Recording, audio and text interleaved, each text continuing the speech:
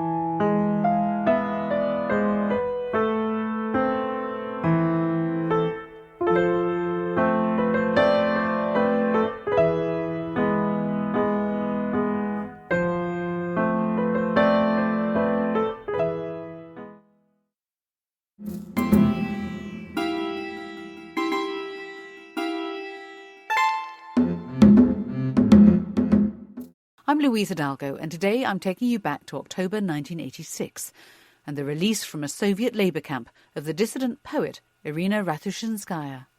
Irina spent 4 years in the labour camp, and her case was taken up around the world. Her release was announced on the eve of an important summit on disarmament between the Soviet Union's new leader, Mikhail Gorbachev, and President Ronald Reagan of America.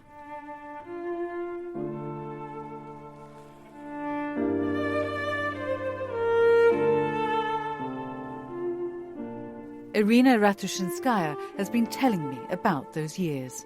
Most of time I was sure I wouldn't survive. First of all, I was openly promised that I wouldn't survive if I wouldn't cooperate with the KGB.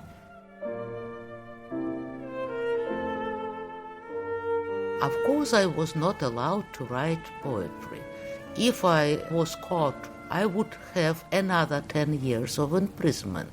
They searched my punishment cell almost every day. So I had to be very careful, hiding and then smuggling out this poetry to my husband and to my friends.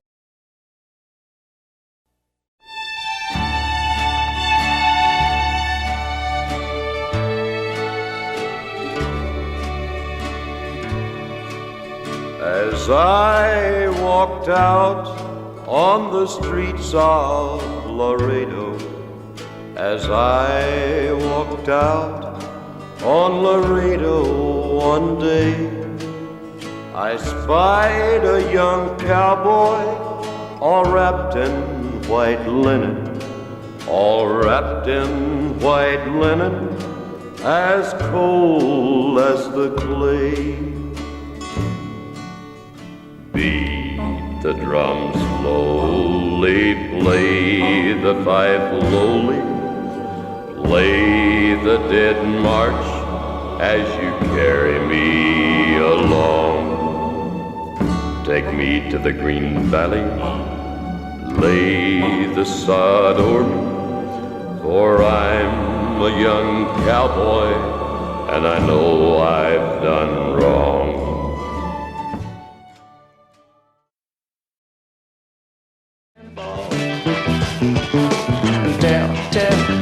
Tell all the people that you care for. Running here, running there, keep it moving, sonny, don't despair, because the next one will be, the next one will be, the next one will be, the next one of the year.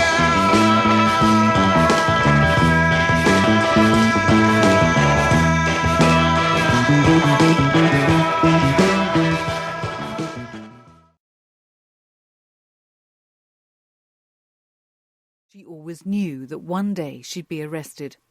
When she was 19 and a student in her native Odessa, Irina had been approached by the KGB to join a team of girls whose job it was to make friends with foreigners and then inform on them to the KGB. It was a sort of working as a prostitute, an informer, and I was shocked, so I refused to cooperate very clearly.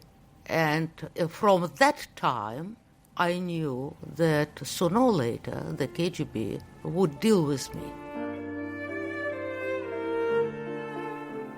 Irina studied physics, but poetry was her first love. She wrote in the privacy of her home about love and creativity and her Christian faith. And because she chose not to become an officially authorized writer, her poetry couldn't be published. It was not possible in the Soviet Union. There was official censorship, but there was also so-called samizdat. People made self-written copies of the poetry and literature they liked and spread around. So I was a samizdat author, and that was enough to be arrested. Irina and her husband Igor, who she'd known since childhood, had also been helping in the campaign to try to get the great Soviet nuclear physicist Andrei Sakharov released from internal exile. In September 1982, the KGB came for Irina. She and Igor were in the countryside, working on the apple harvest. I was in the apple garden, a very romantic place, when the KGB officers came and arrested me. They brought me to prison in Kiev. They wanted me to ask for pardon, to deny my faith, to promise that I would never write poetry again. I refused to communicate with the KGB, and during the whole investigation I didn't say a word except for hello and goodbye.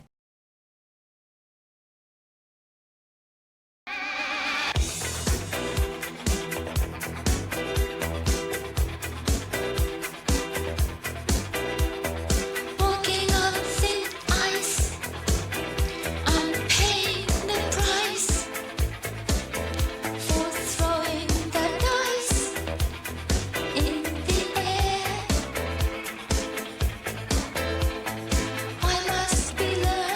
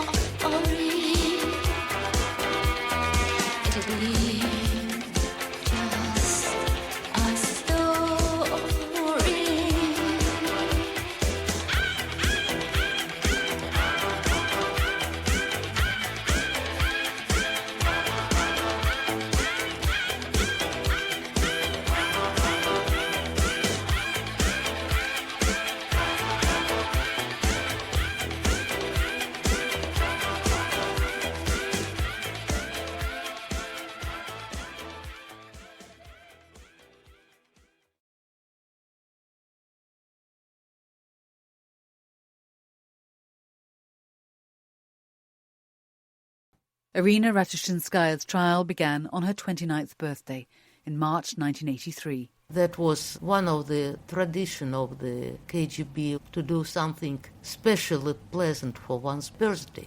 But you did see your husband that day, didn't you? He was in the courtroom. He was asked as a witness. He refused to answer any questions and was driven out by the warders. Just had enough time to cry out that he loves me. I knew it before, but it was very nice information for the moment. Irina was charged with anti-Soviet agitation and propaganda. She was given the maximum sentence, 7 years in a labour camp at Baryshevo, a colony built during Stalin's time, 300 miles south of Moscow. At first there were just 6 of you, weren't there, women political prisoners, and a lot more men. And conditions were very harsh, weren't they? Sub-zero temperatures, you'd be made to stand out in the snow for hours on end. And what about food? What food did they give you? People would never get enough. We at least could eat dandelions, which helped because no fruit and fresh vegetables were allowed at all. Soup and bread, that was it. This soup, mostly it was water with unclean fish, but I think for women it was easier than for men, because during the time I was in the labor camp, 1/4 of the men political prisoners died out, and none of us died. Several teeth lost, but each of us survived. But the KGB used to taunt Irina and the other women that even if they survived, they'd never have children because of what their bodies had had to endure. They openly promised all of us that none of us would be able to have children after that. Well, when I came to England, I have to get special medical help to be able to have children. I am still very happy that those who tortured us were wrong. And all that time in prison, you were secretly writing poetry, weren't you? On bits of soap so you could wash it away. 250 poems in all. And the most amazing thing was that you managed to smuggle them out. My husband used to send me letters written on the special paper made of rice. I just had to cut the edges of those paper and to write on those edges. And then smuggling out this poetry. There were a whole link of people who helped me, and I still wouldn't like to talk about details, how it was made, because, we live in such uncertain times. Irina Ratushinskaya was finally freed on the eve of the Reykjavik summit between Ronald Reagan and Mikhail Gorbachev. This was the time of the start of perestroika and glasnost, the thawing of relations, and Irina's release was a concession to the West. For a while after her release, Irina couldn't walk without help. She wrote a memoir of her time in the labour camp, Grey is the Colour of Hope, to campaign to get her fellow political prisoners released. And a few years later, she and Igor did have children, twin boys.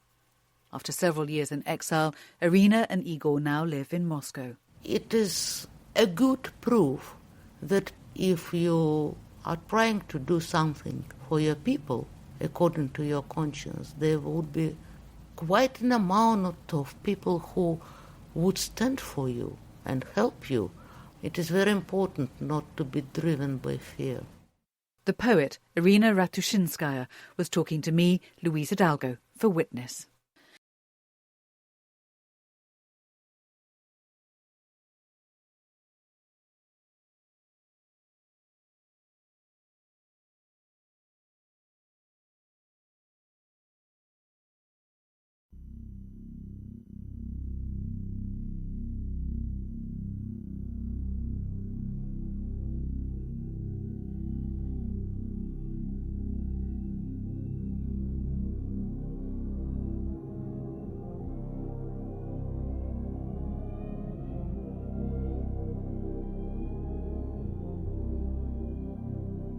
Pleased to meet you.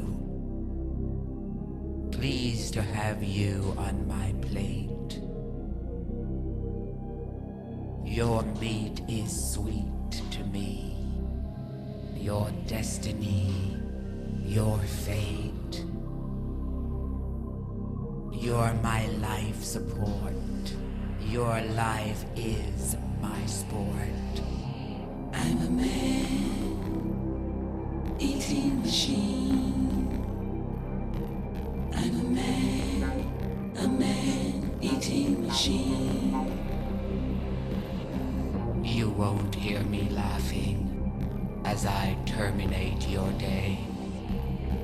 You can't trace my footsteps as I walk the other way. I can't get enough prey. Eating Pray for me.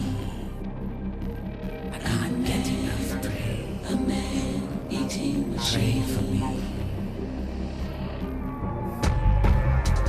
Corporate cannibal. Digital criminal.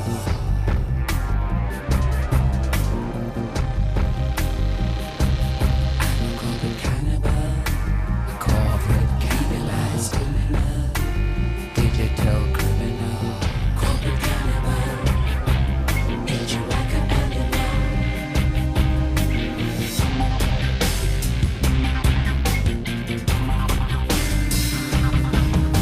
Employer of the year. Grandmaster of fear.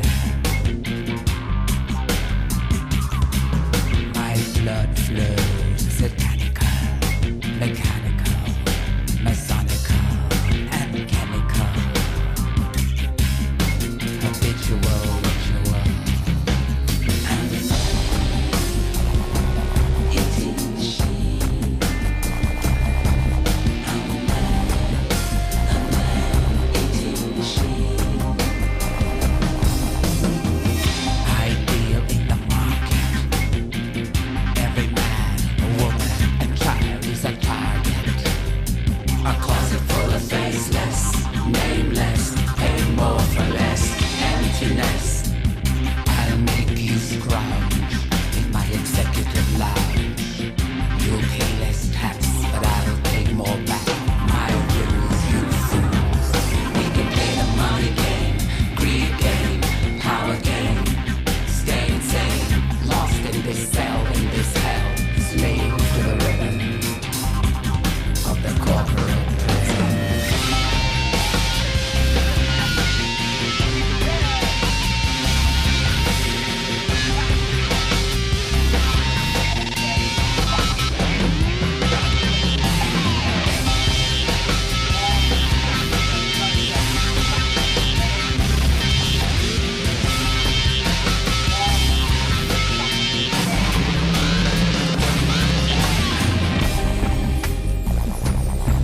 I can't get enough prey.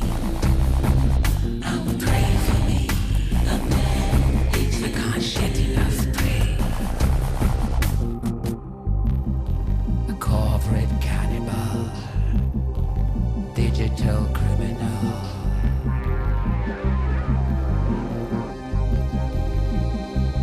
I'm a corporate cannibal. A corporate cannibalized criminal. Digital criminal. Corporate cannibal. Eat you like an animal.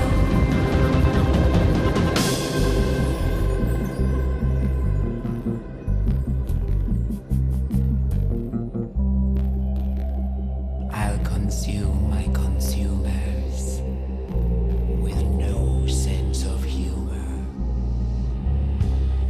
I'll give you uniform chloroform. Sanitize, homogenize, vaporize you.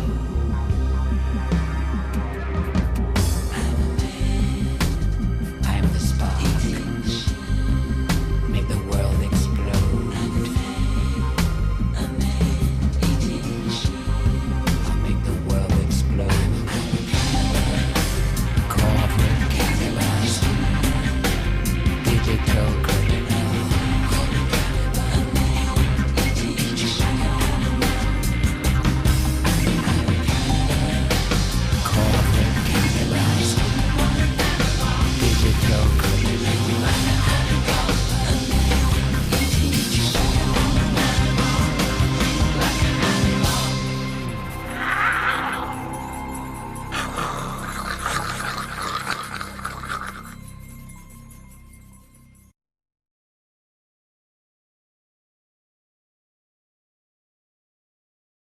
think about the life I live, a figure made of clay, and think about the things I lost, the things I gave away.